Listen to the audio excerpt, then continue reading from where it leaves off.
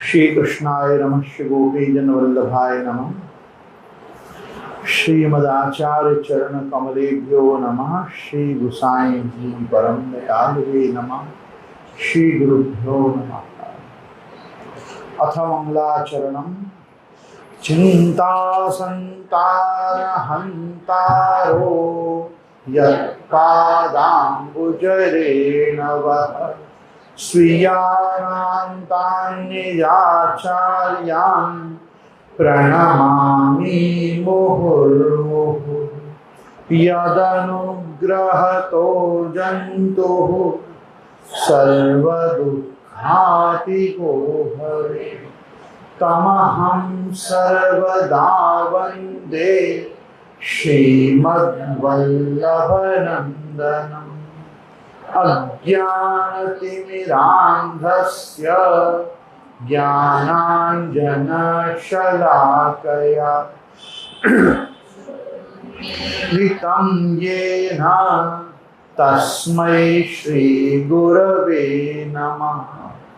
नमामि हृदये शेषे दिशायनं लक्ष्मी सहस्रलीलाभिः सेव्यमानं कलानिधिं चतुर्भिश्च चतुर्भिश्च चतुर्भिश्च त्रिभिस्तथा षड्भिर्विराजते योऽसौ पंचधा हृदये मम। श्री गिरिराज धरण की जय। श्री कृष्णाय नमः। श्री गुरुभ्यो नमः। उपस्थित समस्त प्रियजन बालवीयजन वैष्णवजन समस्त सनातन धर्मावलंबी आस्तिक जन भगवत भक्त गो भक्त राष्ट्र आप सभी फेसबुक एवं यूट्यूब लाइव से हमारे साथ जुड़े हुए भगवत भक्त आस्तिक जन, मैं गोस्वामी गोविंद राय आपका हमारी इस श्रावण की सत्संग सभा में सायंकालीन सत्र में खूब खूब स्वागत करता हूँ। अभिनंदन अभिवादन। दशम स्कंद तृणावर्त का वध शकटासुर भंजन से लेकर तृणावर्त पर्यंत के मोक्ष की कथा कल हम दर्शन कर पाए। आज भगवत कृपा से 8वें अध्याय में दशम स्कंद के अथाष्टमों अध्याय में नामकरण संस्कार और प्रभु की अन्यान्य बाल लीला, इसका अपन चिंतन दर्शन मनन करने का प्रयास करेंगे। यहाँ कह रहे हैं सबसे पहले बादरायणिरुवाच अर्थात श्री शुक उवाच।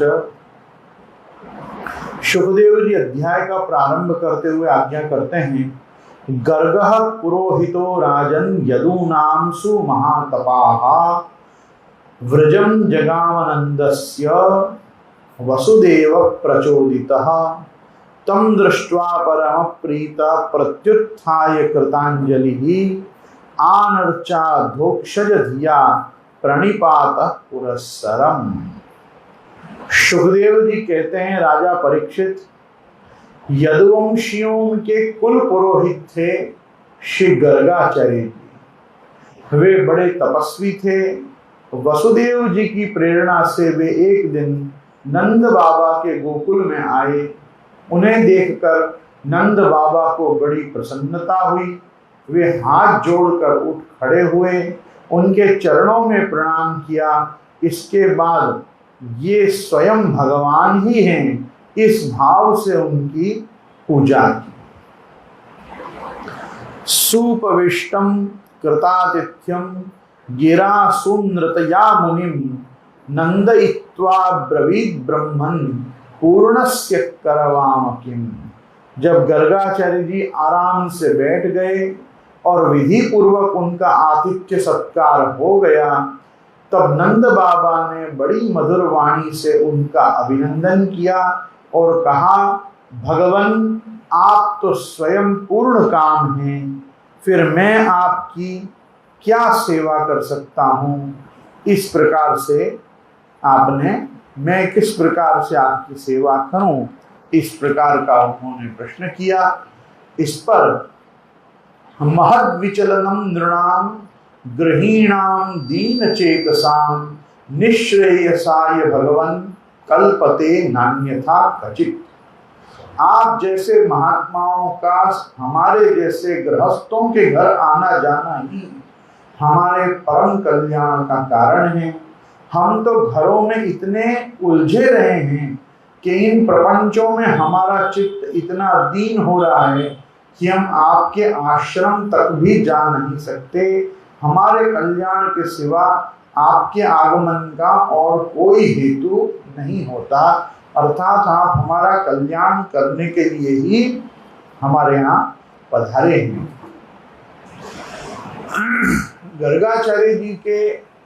गर्गाचार्य जी से ऐसे मीठे वचन बोलकर अब वो कह रहे हैं कि ज्योतिषामायनम साक्षात् यज्ञानमतीन्द्रियम प्रणीतम भवता येन पुमान् वेद परावरम।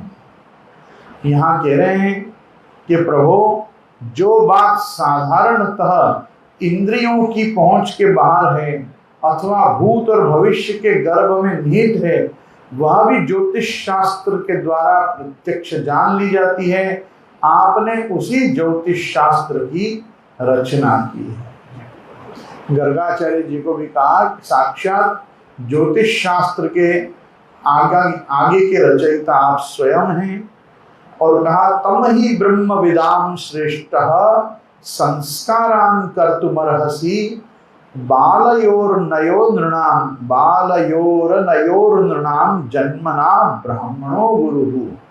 आप ब्रह्मवेत्ताओं में श्रेष्ठ हैं, इसलिए मेरे इन दोनों बालकों के नामकरण आदि संस्कार आप ही कर दीजिए, क्योंकि ब्राह्मण जन्म से ही मनुष्य मात्र का गुरु होता है। अब आप देखोगे तो नंद बाबा कह रहे हैं मेरे इन दोनों बालकों, जबकि बलराम जी जो हैं वो तो वसुदेव जी के पुत्र हैं और रोहिणी जी की संतान है। ये बात तो नंद बाबा जानते हैं, भले इतना न जानते हो कि ये पहले देवकी जी के गर्भ में रहे थे, वहां से योग माया ने इनका कर्षण किया और रोहिणी जी के उदर में स्थापना की। इतनी प्रपंच ना भी पता हो तो भी नंद बाबा को ये तो सर्वविदित है कि ये हैं तो वसुदेवात्मज। तो भी कह रहे हैं हमारे दोनों पुत्र। क्यों? शास्त्र में ऐसा कहा गया है, अन्नदाता भयत्राता पत्नी तातस्तथैव च विद्यादाता जन्मदाता पंचैते पितरो नृणाम। 5 प्रकार से शास्त्र ने व्यक्ति को पिता माना है।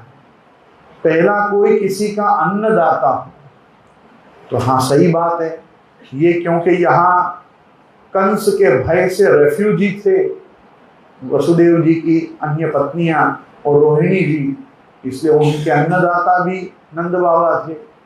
भयत्राता, कंस के अत्याचारों के भय से बचाते भी थे, भयत्राता। फिर पत्नी ताता तदैव च विद्यादाता। अब देखो तो अपन को लगे कि दाऊ जी को, बलराम जी को नंद बाबा ने क्या सिखाया, तो भाई पूरा कृषि गोरक्ष वाणिज्यम वैश्य कर्म स्वभावजम, जितनी चीजें वो जानते थे।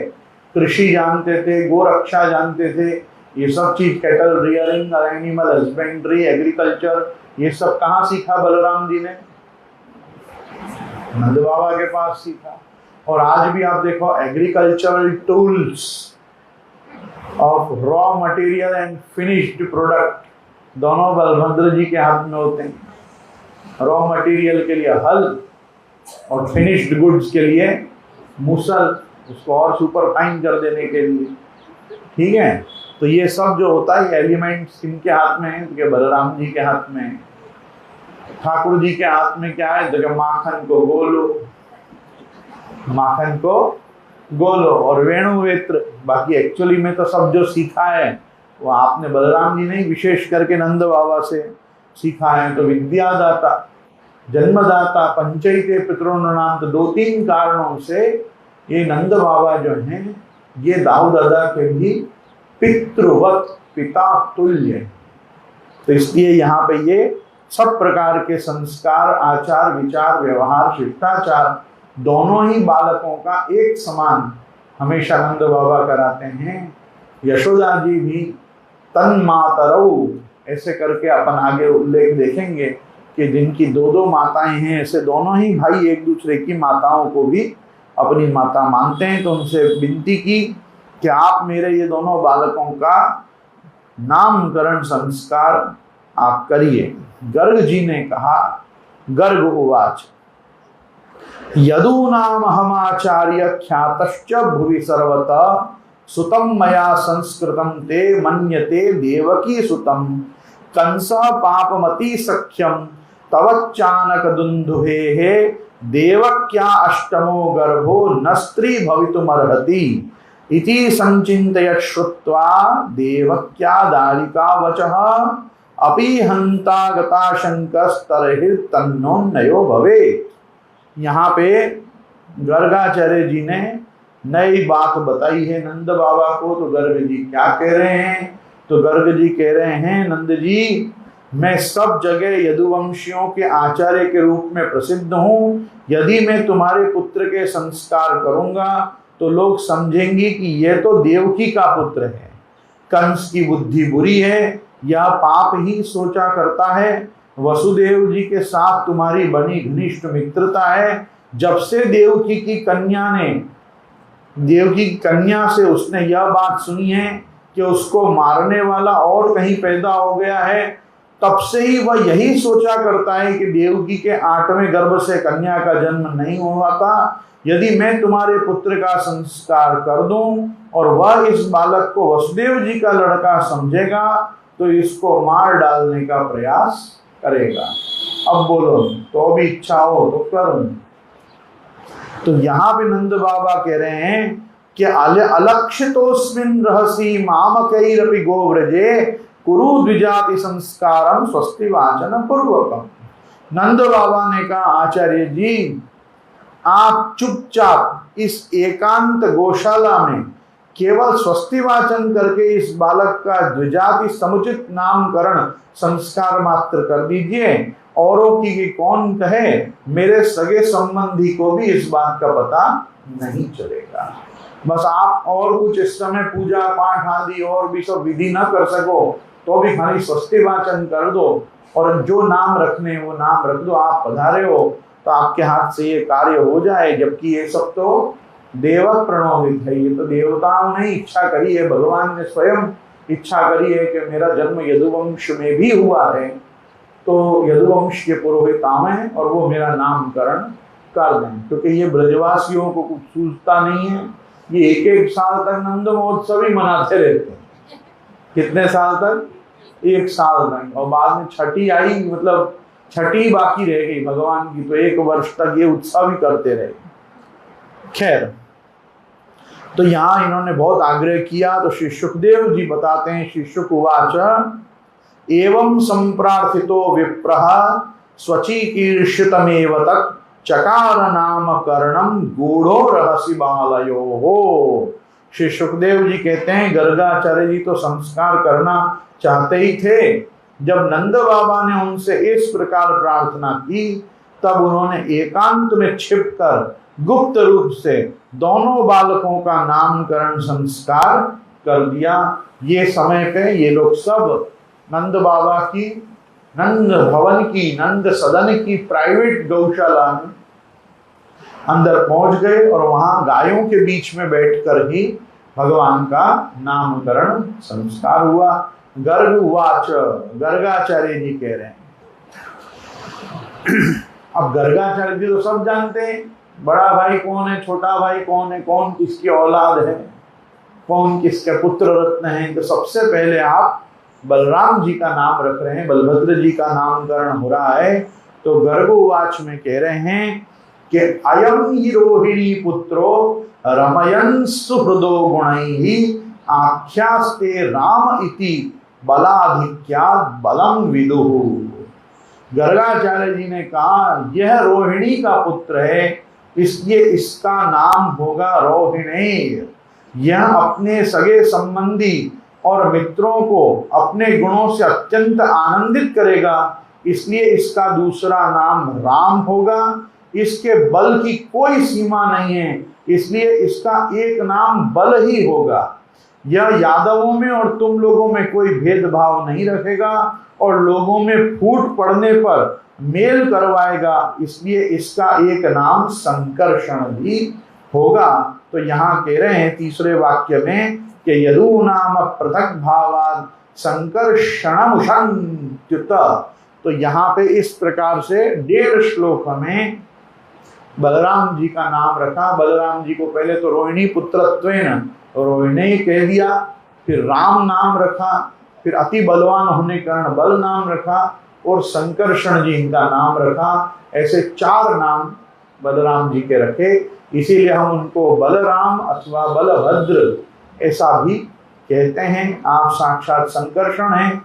तो आप अच्छा दूसरा क्या कारण है अब ये बताया नहीं कि इनका एक जगह से कर्षण करके दूसरी जगह स्थापन किया है, इसलिए भी इनका नाम संकर्षण है। क्या कहा कि ये सबको इकट्ठा करके रखेगा, घर में, परिवार में, कुटुंब में, समाज में फूट नहीं पड़ने देगा, इसलिए इसका नाम संकर्षण है, ऐसा भी यहाँ पे कहा। और अब जैसे ही भगवान का दर्शन किया तो क्योंकि गर्गाचार्य जी साक्षात ज्योतिषाचार्य भी हैं, तो उनको तो इनके 3 अन्य जन्म भी दिख गए कि भगवान पहले किन किन रूपों में पधारे। तो कहा कि आसन वर्णाश्रयो यस्य, ऐसा कहीं कहीं पाठ भेद में आसन वर्णाश्रयो यस्य गृह्णतोनु युगम तनुः शुक्लो रक्तस्तथा पीत इदानीं कृष्णतां गतः।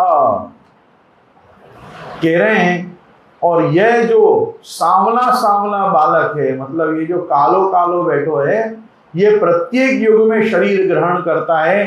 पिछले युगों में इसने क्रमशः श्वेत, रक्त और पीत ये 3 विभिन्न रंग स्वीकार किए थे। अब की यह कृष्ण वर्ण में हुआ है, इसलिए इसका नाम कृष्ण होगा। अब की बार ये कृष्ण वर्ण के अर्थात काले रंग के हुए हैं, तो इसलिए इनका नाम होगा। और देखो इसी कारण से अपने यहाँ ठाकुर जी के सेवा प्रकार में भी रात्रि को जन्म के पंचामृत के बाद जब 13 आ जाता है, तब प्रभु को पीताम्बर धरा के रात्रि को खेल होता है। क्या होता है? खेल। अपन खेल में कैसे खेल कराते हैं? तो चंदन से, गुलाल से, अबीर से और चोवा से। तो वो शुक्लो रक्तस तथा पीत, शुक्ल मतलब अबीर, रक्त मतलब गुलाल और पीत मतलब चंदन, और छल्ले इदानीम कृष्णतां गता, तो बाद में चोवा से, ऐसे 4 रंग से ठाकुर जी की माला खिलाई जाती है। यही भावना से खेल होता है कि आप 4 युग में आप जन्मे हो और आपने इस बार भी जन्म धारण किया है, वो कृष्ण वर्ण में किया है। तो यहाँ पहले तो आपके शरीर के रंग के हिसाब से आपको कहा कि आसन वर्णास्त्रयो यस्य गृह्णतोनु युगम तनुः शुक्लो रक्तस्तथा पीत इदानीं कृष्णतां गतः।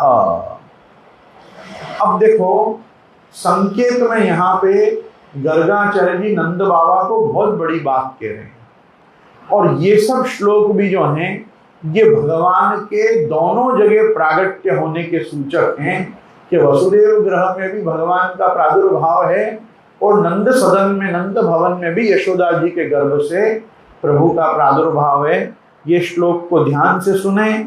यहाँ पे कह रहे हैं प्रागयम वसुदेवस्य कच्चित् जातस्तवात्मज वासुदेव इति श्रीमान अभिज्ञा संप्रचक्षते।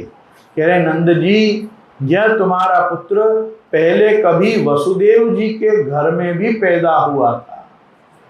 ये पहले कहाँ पैदा हुए?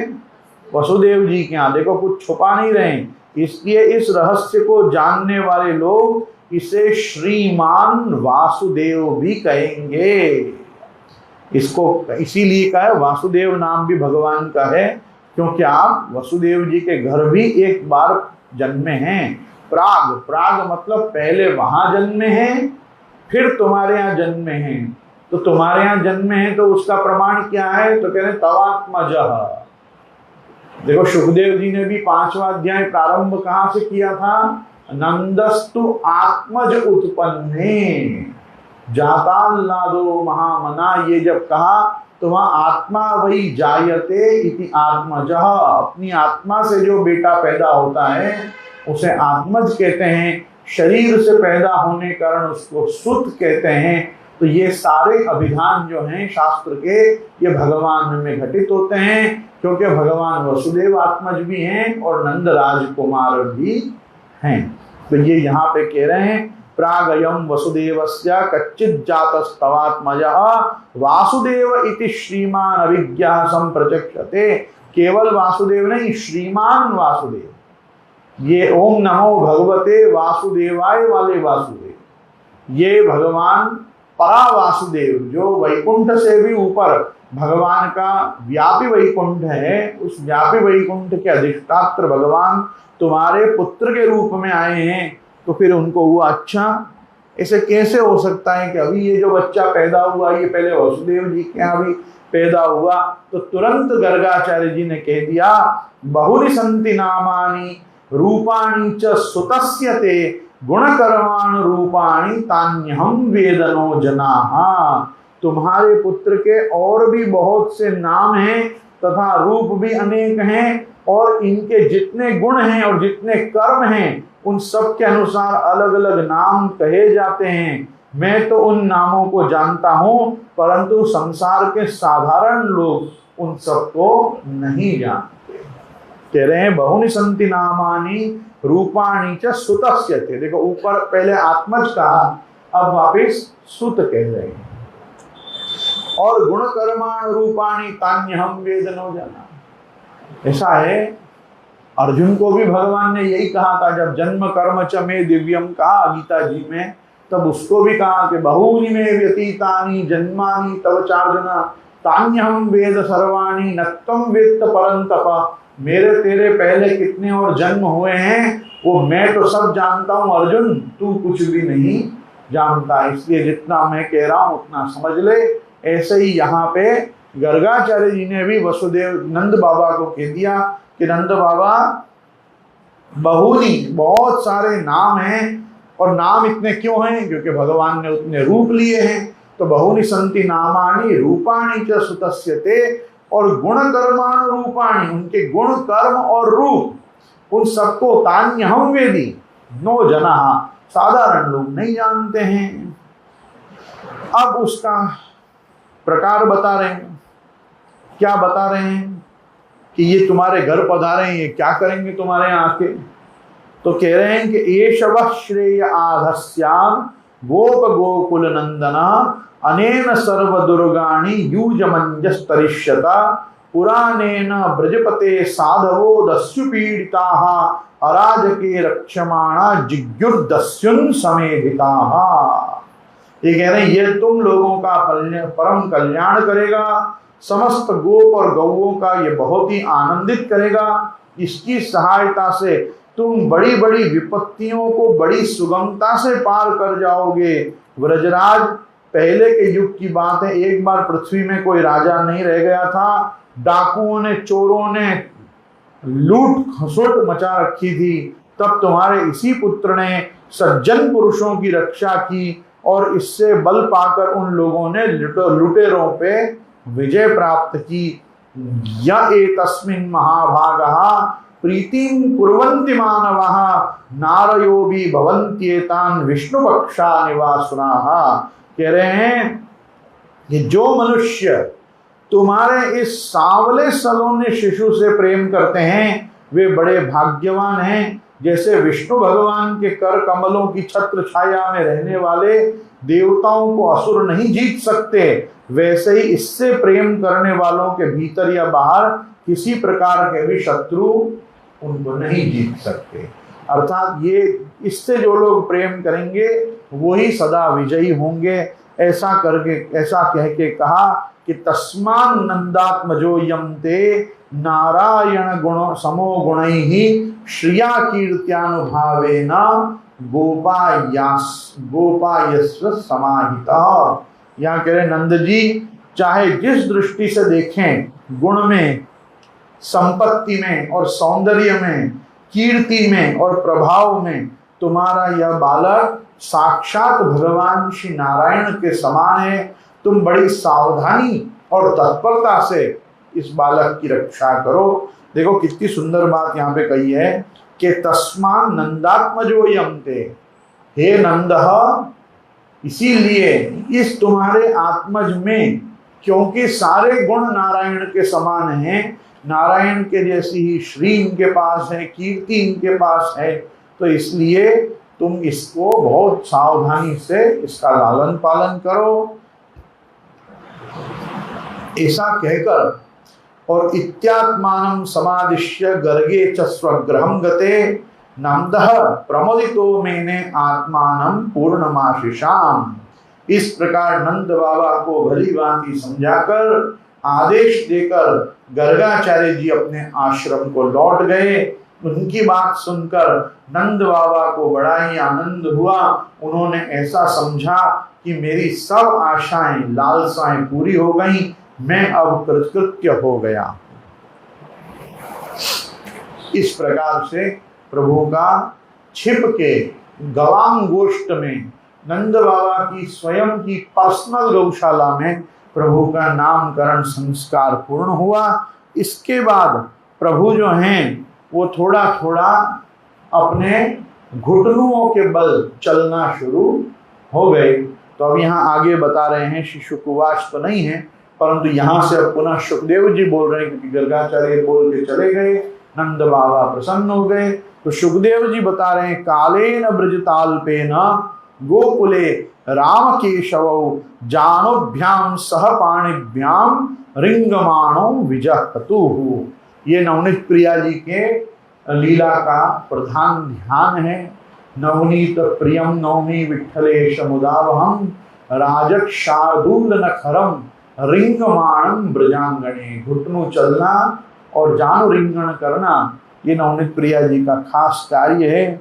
तो यहाँ कहते हैं, परीक्षित कुछ ही दिनों में राम और श्याम घुटनों और हाथों के बल बकैया चल चल कर गोकुल में खेलने लगे और दोनों भाई अपने नन्हे नन्हे पांवों से गोकुल की कीचड़ में घसीटते हुए चलते थे।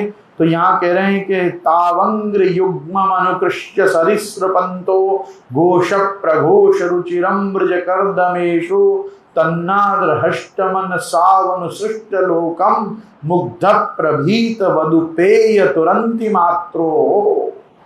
कह रहे हैं दोनों भाई अपने नन्हे नन्हे पांवों से गोकुल की कीचड़ में घिसटते हुए चलते। उस समय उनके पांव और कमर के घुंघरू रुंझुन रुंझुन बजने लगते। वह शब्द बड़ा भला मालूम पड़ता था। वे दोनों स्वयं ध्वनि सुनकर खिल उठते थे।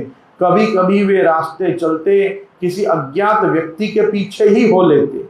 फिर जब देखते कि यह तो कोई दूसरा है, तब झट से रह जाते और डर कर अपनी माताओं रोहिणी जी और यशोदा जी के पास लौट आते।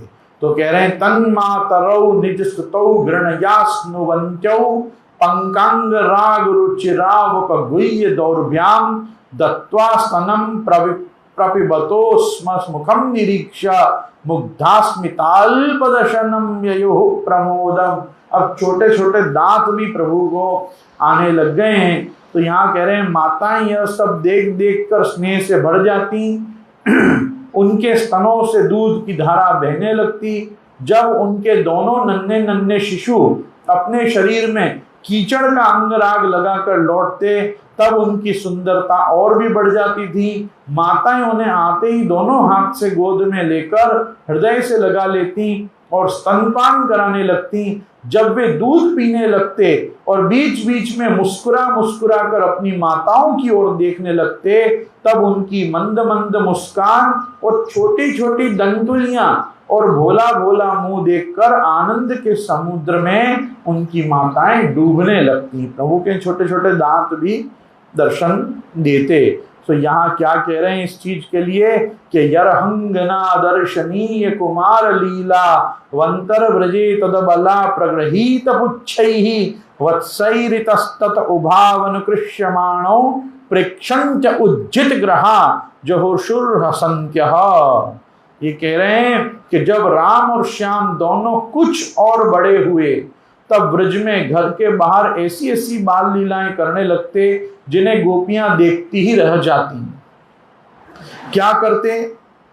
तो कहते हैं कि जब वे किसी बैठे हुए बछड़े की पूंछ पकड़ लेते, बछड़े डरकर इधर उधर भागते, तब वे दोनों और भी जोर से पूंछ पकड़ लेते और बछड़े उन्हें घसीटते हुए दौड़ने लगते। गोपियां उन अपने घर का काम धंधा छोड़कर यही सब देखती रहती और हंसते हंसते लोटपोट होकर परम आनंद में मग्न हो जाती कि कैसे बच्चों को बछड़े घसीट रहे हैं, बस इसका ही आनंद लेती।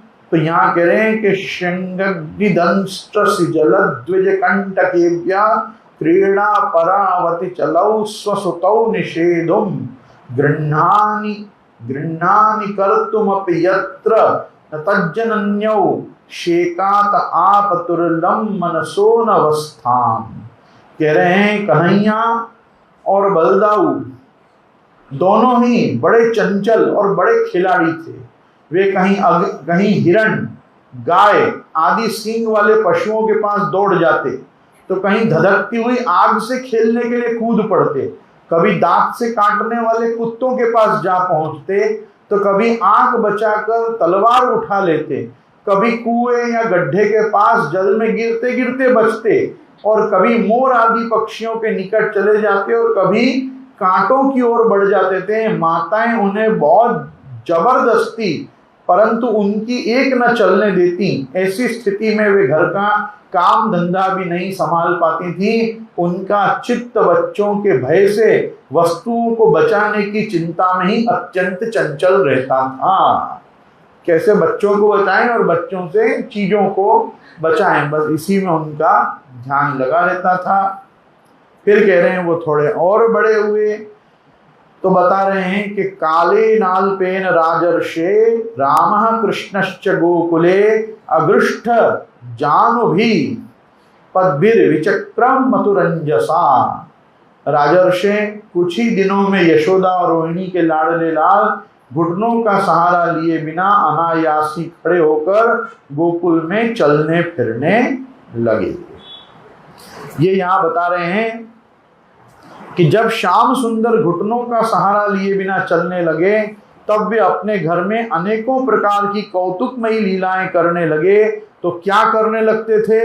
तो कह रहे हैं ये दूसरे कहीं का भाव है, पर बता रहे हैं शून्य चोर यत स्वयं निज ग्रहे हय्यंग वीनम मणिस्तंभे स्वप्रतिबिंब मीक्षित वतस्तेनैव सार्धम भिया भ्रातर्मावद मातरम मम समो भागस्तवा पीहितो भुंक्ष्येत्यालपतो हरे कलवचो मात्रा रह श्रूयते। एक दिन सांवरे सलोने ब्रजराज कुमार श्री कन्हैया लाल ने अपने सूने घर में स्वयं ही मक्खन चुरा लिया। उनकी दृष्टि मणि के खंबे में पड़ी और उसमें प्रतिबिंब पड़ गया।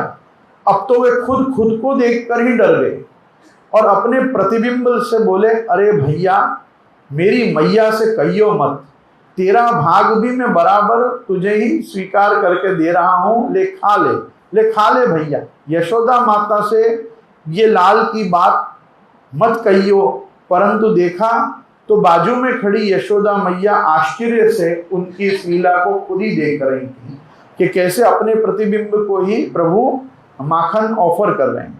उन्हें बड़ा आश्चर्य हुआ। वे घर में भीतर घुस आई।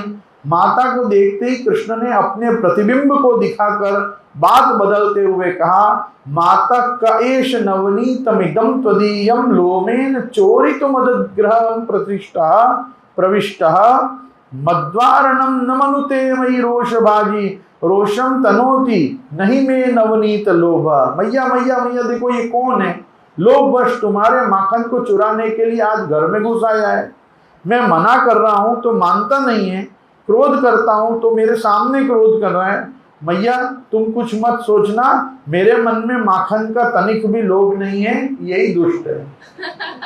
ऐसा कहकर और प्रभु इस प्रकार की वहां लीलाओं को कर रहे हैं और अपने दूध मुहे शिशु की प्रतिभा देखकर मैया वात्सल्य स्नेह से आनंद मग्न हो रही हैं इस प्रकार की जो लीलाएं हैं इनके लिए कह रहे हैं कि काले नाल्पेन राजर्षे रामकृष्णश्च गोकुले और अगृष्ट जानवीर पद्भिर विचक्रम मधुरंजसा। ये श्लोक कहकर आगे 27वें श्लोक में कह रहे हैं कि ततस्तु भगवान कृष्णो वयस्यैर व्रज बालकैः सह रामो व्रजस्त्रीणाम चिक्रीणे जनयन मुदम।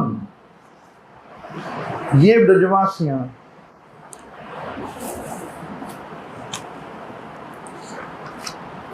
कह रहे हैं कि ये ब्रजवासियों के कन्हैया स्वयं भगवान, ये ब्रजवासियों के कन्हैया स्वयं भगवान हैं, परम सुंदर और परम मधुर। अब वे और बलराम जी अपनी ही उम्र के ग्वाल बालों के साथ लेकर खेलने के लिए ब्रज में निकल पड़ते और ब्रज की भाग्यवती गोपियों को निहाल करते तरह तरह के खेल खेलते।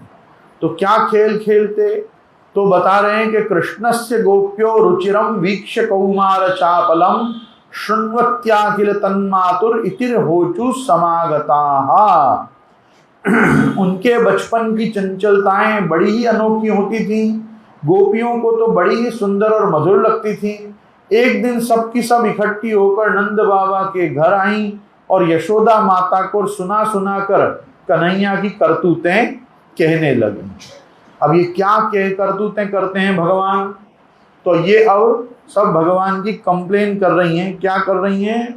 तो कह रहे हैं वत्सान मुंचन कचिद समये क्रोश संजात हासः स्तेयं स्याद्यत्तथ दधिपयः कल्पितैस्तेययोगैः मर्कान् भोक्ष्यन् विभजति स चिन्नाति भाण्डं भिन्नति द्रव्यालाभे सग्रह कुपितो यात्युपक्रोशतो कान। अरे यशोदा, यह तेरा काना बड़ा नटखट हो गया है। गाय दूहने का समय न होने पर भी यह बछड़ों को खोल देता है और हम डांटती हैं तो ठठा ठठा कर हंसने लगता है। यह चोरी के बड़े बड़े उपाय करके हमारे मीठे मीठे दही दूध चुरा चुरा कर खा जाता है।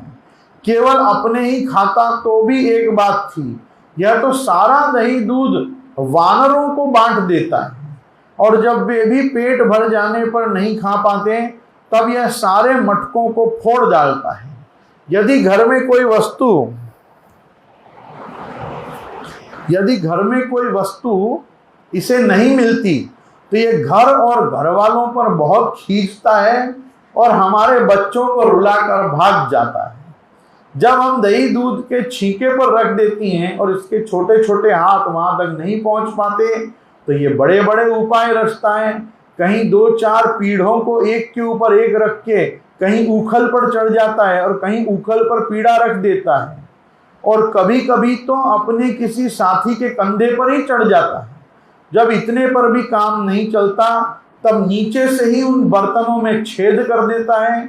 इससे इस बात की पक्की पहचान रहती है कि किस छींके पर किस बर्तन में क्या रखा हुआ है और ऐसे ढंग से छेद करता है कि किसी को पता तक न चले, किसी को पता तक न चले। जब हम अपनी वस्तुओं को बहुत से अंधेरे में छिपा देती हैं तो नंदरानी, तुमने इसे बहुत से जो मणिगण आभूषण पहना रखे हैं उनके प्रकाश से ही अपने आप उनको ढूंढ लेता है। इसके शरीर में भी ऐसी ज्योति है कि जिससे इसे सब कुछ दिख जाता है। ये इतना चालाक है कि अब कौन कहाँ रहता है इसका पता भी लगा लेता है और जब हम सब घर के काम धंधों में उलझी रहती हैं तब ये अपना काम बना लेता है।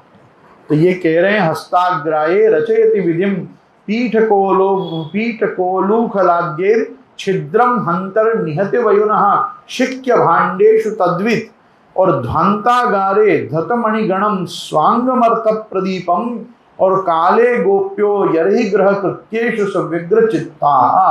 फिर अब देखो इनकी धूर्तता कैसी बताए हैं यहाँ पे कि कैसा धूर्त बच्चा है ये। तो इनकी धार्ष्ट्र लीला सुनाते हुए कह रहे हैं एवं धार्ष्ट्यान्य श्रुति कुरुते मोहनादीनि वास्तव स्तेयोपायैर्विरचति कृतिः सुप्रतीको यथास्ते इत्तम स्त्रीभि सभय नयन श्रीमुखालोकिनीभिर व्याख्यातार्ता प्रहिस्तमुखी न युपालब्धमैच्छत्। ये कह रहे हैं ऐसा करके भी इसकी ढिठाई कम नहीं होती, उल्टे हमें ही चोर बनाता है और अपने घर का मालिक बन के बैठ जाता है। इतना ही नहीं, यह हमारे लीपे पूते स्वच्छ घरों में मूत्र आदि विसर्जन कर देता है। तनिक देखो तो इसकी ओर, कहाँ तो चोरी के अनेकों उपाय करके काम बनाता है और यहाँ मालूम हो रहा है मानो पत्थर की मूर्ति बन के खड़ा हो। वारे भोले भाले साधु, इस प्रकार गोपियां कहती जाती और कृष्ण के भीत चकित नेत्रों से युक्त मुख कमल को देखती जाती। उनकी यह दशा देखकर नंदरानी यशोदा जी और उनके मन का भाव ताड़ लेती और उनके हृदय में स्नेह और आनंद की बाढ़ आ जाती। वे इस प्रकार हंसने लगती कि अपने लाडले कन्हैया को इस बात का उलाहना भी नहीं दे पाती, डांटने की तो बात भी नहीं सोच पाती, इतना प्रेम उनको आ जाता। भगवान की लीला पर विचार करते समय यह बात स्मरण रखनी चाहिए कि भगवान का लीला धाम, भगवान के लीला पात्र, भगवान का लीला शरीर और उनकी लीला प्राकृत नहीं होती। भगवान में देह देही का भेद नहीं है। महाभारत में आया है, न भूत संघस्थानो देवस्य परमात्मना यो वेत्ति भौतिकम देहम कृष्णस्य परमात्मना स सर्वास्मात् बहिष्कार्य श्रौतस्मार्थ विधानता मुखम तस्यावलोक्यापि सचैल स्नानमाचरेत्। क्या बात है, कह रहे परमात्मा का शरीर भूत समुदाय से बना हुआ नहीं होता, मतलब पंच महाभूतों से भगवान का शरीर बना हुआ नहीं होता। उसमें पृथ्वी जल तेज वायु आकाश अपने मनुष्यों की तरह नहीं होते। जो मनुष्य श्री कृष्ण परमात्मा के शरीर को भौतिक जानता मानता है, उसका समस्त श्रौत स्मार्त कर्मों में बहिष्कार कर देना चाहिए, अर्थात उसका किसी भी प्रकार का शास्त्रीय कर्म में अधिकार नहीं रह जाता। यहाँ तक कि ऐसे व्यक्ति का मुंह देखने पर वस्त्र सहित सचैल स्नान करने से पवित्रता आती है। मतलब जो व्यक्ति भगवान के शरीर को, मतलब अपन रामचंद्र जी के विषय में भी आता है ना कि रामस्य धाम नाम लीला, ये सब जो है ये सब अप्राकृत होते हैं। तो भगवान चाहे कोई भी रूप में हो, भगवान की ये सब चीजें जो हैं। और श्रीमद् भागवत में ही ब्रह्मा जी ने भगवान की श्री कृष्ण की जो स्तुति करी है उसमें कहा है, अस्यापि देव वपुषो मदनुग्रहस्य स्वेच्छामयस्य न तो भूतमयस्य कोपि। आपने मुझ पर कृपा करने के लिए ही यह स्वेच्छामय सच्चिदानंद रूप प्रकट किया है। यह रूप आपका पांच भौतिक कदापि नहीं है। और इस प्रकार से प्रभु की लीला का यहाँ पे उपदेश करते हुए कह रहे हैं,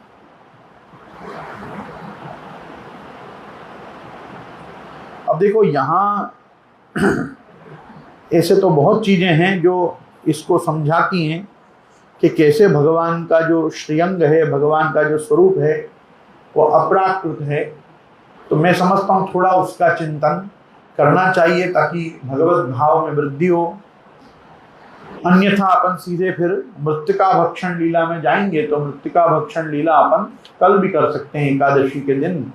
आज अपन पहले समझें ये क्या कह रहे हैं। तो ये कह रहे हैं कि इससे यह स्पष्ट है कि भगवान का सभी कुछ अप्राकृत होता है। इसी प्रकार ये माखन चोरी की लीला भी प्रभु की अप्राकृत लीला है। देखो ऐसा है, ब्रह्म सूत्र का एक सूत्र है, प्रकृति तावत्तम प्रतिषेधति ततो ब्रवीति च भूयः इत्यादि वचनों को बहुत गूढ़ता से नहीं जानना हो तो अपन को सर्वोत्तम जी का पहला श्लोक बोल लेना चाहिए। क्या है पहला श्लोक? प्राकृत धर्मानाश्रयम अप्राकृत निखिल धर्म रूपमिति निगम प्रतिपाद्यम यत्तक्षुद्धम साकृति स्तौमि।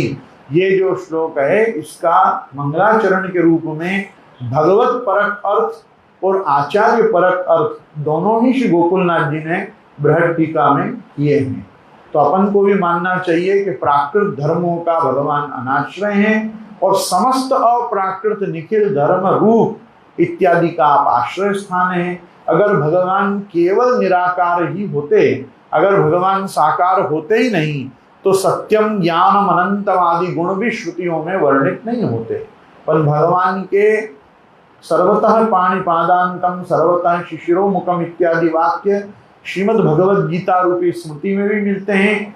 सहस्त्र शीर्षा पुरुष सहस्त्राक्ष सहस्रपाद इत्यादि मंत्र पुरुष सूक्त आदि वैदिक सूक्तों में भी मिलते हैं। सहस्त्र शीर्षम देवम विश्वाक्षम विश्वशंभुवम विश्वम नारायणम गेयम अक्षरम परमम पदम इत्यादि वचनों में अन्य भी श्रुति मंत्रों में भगवान की साकारता का बड़ा विशद वर्णन मिलता है। तो भगवान जो हैं वो निर्गुण साकार हैं, अप्राकृत हैं, अलौकिक हैं और आनंदमय हैं। ये बताने के लिए यहाँ बता रहे हैं कि यदि भगवान के नित्य धाम में अभिन्न रूप से नित्य निवास करने वाले नित्य सिद्धा गोपियों की दृष्टि से न देखकर केवल साधन सिद्धा गोपियों की दृष्टि से देखा जाए तो भी उनकी तपस्या इतनी कठोर थी, उनकी लालसा इतनी अनन्य थी, उनका प्रेम इतना व्यापक था, उनकी लगन इतनी सच्ची थी कि भक्त वांछा कल्पतरु प्रेम रसमय भगवान उनके इच्छानुसार उन्हें सुख पहुंचाने के लिए माखन चोरी की लीला करके उनकी इच्छित पूजा ग्रहण करते थे। चीर हरण करके उनका रहा सहा व्यवधान का पर्दा भी उठा दिया और रास लीला करके उनको दिव्य सुख पहुंचाया। ये तो इसमें तो कोई बात ही नहीं है। भगवान की नित्य सिद्धा चिदानंदमयी गोपियों के अतिरिक्त बहुत सी ऐसी गोपियां थीं जो अपनी महान साधना के फल स्वरूप भगवान की मुक्त जन वांछित सेवा करने के लिए गोपियों के रूप में अवतीर्ण हुई थी। ये सब गोपियों का वर्णन बृहद रूप से गर्ग संहिता में खुद मिलता है, ब्रह्म वैवर्त आदि पुराणों में भी मिलता है, साम रहस्य आदि उपनिषदों में भी मिलता है। और उनमें से कुछ पूर्व जन्म की देव कन्याएं थी, कुछ श्रुतियां थी, कुछ तपस्वी ऋषि थे जिनको अपन ऋषि रूपा और श्रुति रूपा के नाम से जानते हैं, और कुछ अन्य भक्तजन थे जो आगे जाके गोपी रूप हुए। इनकी कथाएं विभिन्न पुराणों में मिलती हैं। श्रुति रूपा गोपियां जो नेति नेति के द्वारा निरंतर परमात्मा का वर्णन करते रहने पर भी उन्हें साक्षात रूप से प्राप्त नहीं कर सकती, गोपियों के साथ भगवान के दिव्य रसमय विहार की बात जानकर गोपियों की उपासना करती हैं, गोपियों की उपासना करती हैं और अंत में स्वयं गोपी रूप परिणित होकर भगवान श्री कृष्ण को साक्षात अपने प्रियतम रूप से प्राप्त करती हैं। इनमें मुख्य श्रुतियों के नाम हैं उद्गीता, सुगीता, कलगीता, कलकंठिका और विपंची आदि। ये सब प्रधान श्रुतियां हैं जो भगवान के, मतलब इसमें कैसा है, जैसे उद्गीता हैं तो ये सामवेद की हैं, फिर सुगीता जो हैं ये ऋग्वेद की हैं, कलगीता जो हैं वो यजुर्वेद की हैं, और फिर बाद में कलकंठिका आदि जो हैं ये अथर्वण श्रुतियां हैं, विपंची जो हैं ये पुराणों का मूर्तिमंत स्वरूप है। ऐसे भी इनके प्रभेद बताए गए हैं। भगवान के श्री रामावतार में उन्हें देखकर मुग्ध होने वाले, अपने आप को उनके स्वरूप सौंदर्य पर न्यौछावर कर देने वाले सिद्ध ऋषिगण जिनकी प्रार्थना से प्रसन्न होकर भगवान ने उन्हें गोपी होकर प्राप्त करने का वर दिया था। पुरा महर्षय सर्वे दंडकारण्यवासिना, ये सब जन जो थे दंडकारण्य में रहते थे। इनने जब रामचंद्र जी का दर्शन किया तो इन सब तपस्वी ऋषियों में, सिद्धों में सहज काम वृत्ति उत्पन्न हुई और ऐसे वृत्ति उत्पन्न हुई कि भगवान हमारा भोग करें। तो भगवान ने मनी मन उनको तथास्तु कहा और कल्पम सारस्वतम नाम ब्रजे गोप्यो भविष्यत इत्यादि आशीर्वाद दिए। तब रामावतार में भगवान रामभद्र की कृपा से कृष्णचंद्र की सेवा के लिए ये गोपी रूप से प्रकट हुई, ये बता रहे हैं। और फिर कह रहे हैं कि ये सब गोपी रूप से अवतीर्ण हुई थी। इसके अतिरिक्त मिथिला की गोपी, मैथिल देश से आई हुई गोपी, कोसल देश की गोपी, अयोध्या की गोपी, पुलिंद गोपी, रमा वैकुंठ की गोपी, श्वेत द्वीप से आई हुई लक्ष्मी जी की पार्षदाएं आदि की गोपियां, और जालंधरी गोपी। जालंधरी गोपी मतलब ये सब तुलसी जी के यूथ की हैं। कौन है? जालंधर दैत्य तो था तुलसी जी का पति है, वृंदा का पति कौन था? जालंधर था। तो ये जालंधरी गोपी हैं, मतलब ये सब तुलसी जी के कृपा से जो गोपी रूप हुई। आदि गोपियों के अनेकों यूथ थे जिनकी बड़ी तपस्या करके भगवान से वरदान पाकर गोपी रूप से अवतीर्ण होने का सौभाग्य प्राप्त हुआ था। पद्म पुराण के पाताल खंड में बहुत से ऐसे ऋषियों का वर्णन है जिन्होंने बड़ी कठिन तपस्या आदि करके अनेकों कल्पों के बाद गोपी स्वरूप को प्राप्त किया था। उनमें से कुछ नाम यहाँ निम्नलिखित हैं। एक उग्र तपा नाम के ऋषि थे। क्या नाम था? उग्र तपा। वे अग्निहोत्री और बड़े दृढ़व्रती थे। उनकी तपस्या अद्भुत थी। उन्होंने पंचादशाक्षर मंत्र का जाप और रासोन्मत्त नव किशोर श्याम सुंदर श्री कृष्ण का ध्यान किया था। 100 कल्पों के बाद वे सुनंद नामक गोप की कन्या सुनंदा नाम से प्रकट हुई। एक सत्य तपा नाम के मुनि थे। वे सूखे पत्तों पर रहकर दशाक्षर मंत्र का जाप और श्री राधा जी के दोनों हाथ पकड़ के नाचते हुए श्री कृष्ण का ध्यान करते थे। 10 कल्प के बाद वे सुभद्र नामक गोप की कन्या सुभद्रा हुए। हरिधामा नाम के ऋषि थे। वे निराहार रहकर केवल भगवान कृष्ण का जो बीज है काम बीज उससे युक्त विंशाक्षरी मंत्र का जाप करते थे और माधवी मंडप में कोमल कोमल पत्तों की शैया पर लेटे हुए युगल सरकार का ध्यान करते थे। 3 कल्प के पश्चात वे सारंग नाम के गोप के घर रंगवेणी नाम से अवतीर्ण हुए। जाबाली नाम के एक ब्रह्मज्ञानी ऋषि थे। उन्होंने एक बार विशाल वन में विचरते विचरते एक जगह बहुत बड़ी बावली देखी। उस बावली के पश्चिम तट पर बड़ के नीचे एक तेजस्विनी युवती स्त्री कठोर तपस्या कर रही थी। वह बड़ी सुंदर थी। चंद्रमा की शुभ्र किरणों के समान उसकी चांदनी चारों ओर छिटक रही थी। उसका बायां हाथ अपनी कमर पर था और दाहिने हाथ से वह ज्ञान मुद्रा धारण किए हुए थी।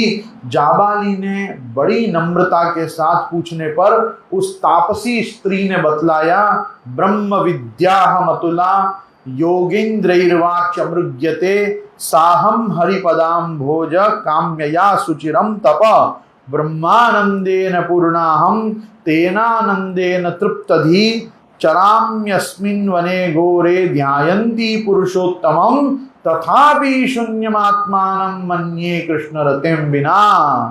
उस स्त्री ने जाबाली ऋषि को क्या परिचय दिया अपना? वो स्त्री बोली, मैं साक्षात ब्रह्म विद्या हूँ। कौन हूँ?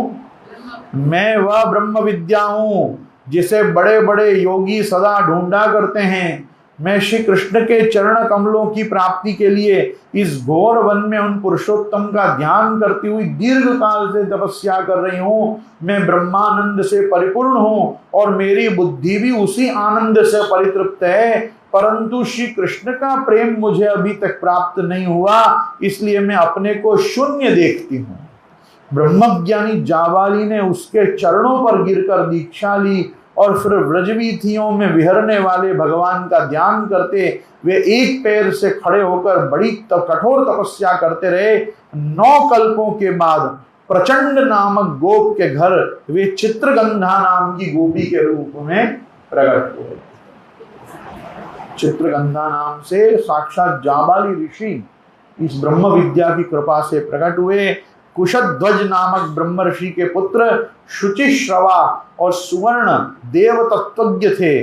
उन्होंने शीर्षासन करके ह्रीं हंस मंत्र का जाप करते हुए सुंदर कंदर्प तुल्य गोकुलवासी 10 वर्ष की उम्र के भगवान कृष्ण का ध्यान करते हुए घोर तपस्या की। 1 कल्प के बाद वे व्रज में सुधीर नामक गोप के घर उत्पन्न हुए। इसी प्रकार और भी बहुत सी गोपियों के पूर्व जन्म की कथाएं प्राप्त होती हैं। विस्तार भय से उन सबका उल्लेख यहाँ नहीं किया गया है। भगवान के लिए इतनी तपस्या करके इतनी लगन के साथ कल्पों तक साधना करके जिन त्यागी भगवत प्रेमियों ने गोपियों का तन्मन प्राप्त किया था, उनकी अभिलाषा पूर्ण करने के लिए, उन्हें आनंद का दान देने के लिए यदि भगवान उनकी मनचाही लीला करते तो इसमें आश्चर्य की और अनाचार की कौन सी बात है। रास लीला के प्रसंग में स्वयं भगवान ने गोपियों से कहा है कि न पार ये हम निरवध्य संयुजाम स्वसाधु कृत्यम विबुधायुषापि वह माँ या माँ भजन दुर्जर गेह श्रृंखला संवृश्य तद्वै प्रतियातु साधुना। गोपियों, ठाकुर जी कह रहे हैं, स्वयं प्रभु कह रहे हैं, गोपियों तुमने लोक और परलोक के सारे बंधनों को काट कर मुझ में निष्कपट प्रेम किया है। यदि मैं तुम में से प्रत्येक के लिए अलग अलग अनंत काल तक जीवन धारण करके तुम्हारे प्रेम का बदला ना चुकाना चाहूं तो भी मैं नहीं चुका सकता। मैं तुम्हारा ऋणी हूं और ऋणी ही रहूंगा। तुम मुझे अपने साधु स्वभाव से ऋण रहित मानकर भी ऋणी बना दो, यही उत्तम है। सर्वलोक महेश्वर भगवान श्री कृष्ण स्वयं जिन महाभागा गोपियों के ऋणी रहना चाहते हैं, उनकी इच्छा होने से पूर्व ही भगवान पूर्ण कर देते हैं। यह तो स्वाभाविक ही है। इस प्रकार से भला विचारिए तो सही, श्री कृष्ण गत प्राणा, श्री कृष्ण रस भावित मति गोपियों के मन की क्या स्थिति थी। गोपियों का तन मन धन सभी कुछ प्राण प्रियतम श्री कृष्ण का था। वे संसार में जीती थीं श्री कृष्ण के लिए, घर में रहती थीं श्री कृष्ण के सिवा अपना कुछ था ही नहीं, श्री कृष्ण के लिए ही, श्री कृष्ण को सुख पहुंचाने के लिए ही, श्री कृष्ण की निज सामग्री से ही श्री कृष्ण को पूज कर, श्री कृष्ण को सुखी देखकर वे सुखी होती थीं। प्रातः काल निद्रा टूटने के समय से लेकर रात को सोने तक वे जो भी कुछ करती थीं वह सब कृष्ण की प्रीति के लिए ही हुआ करता था। यहाँ तक कि उनकी निद्रा में भी श्री कृष्ण ही होते थे। स्वप्न और सुषुप्ति दोनों में ही वे श्री कृष्ण की मधुर शांत लीला देखती और अनुभव करती। रात को दही जमाते समय श्याम सुंदर की माधुरी छवि का ध्यान करती हुई प्रेममयी प्रत्येक गोपी यह अभिलाषा करती थी कि मेरा ये दही सुंदर जमे, कृष्ण के लिए उसे बिलोकर मैं बढ़िया सा और बहुत सा माखन निकालूं और उसे उतने ही ऊंचे छीके पर रखूं जितने पर श्री कृष्ण के हाथ आसानी से पहुंच सकें। फिर मेरे प्राण धन श्री कृष्ण अपने सखाओं को साथ लेकर हंसते और क्रीड़ा करते हुए घर में पदार्पण करें, माखन लूटें और अपने सखाओं और बंदरों को लुटाएं। आनंद में मस्त होकर मेरे आंगन में नाचें और मैं किसी कोने में से छिपकर इस लीला को अपनी आंखों से देखकर जीवन को सफल बनाऊं, फिर अचानक ही पकड़कर उनको अपने हृदय से लगा लूं। इस प्रकार की भावनाएं करती हुई ब्रजभक्तों की ये शिरोमणि गोपीजन प्रभु की सेवा करती। इसके आगे प्रभु की माखन चोरी लीला तो हो गई, अब प्रभु के मृत्तिका भक्षण लीला अपन कल एकादशी के दिन श्रवण करेंगे। श्री राज धरण की जय।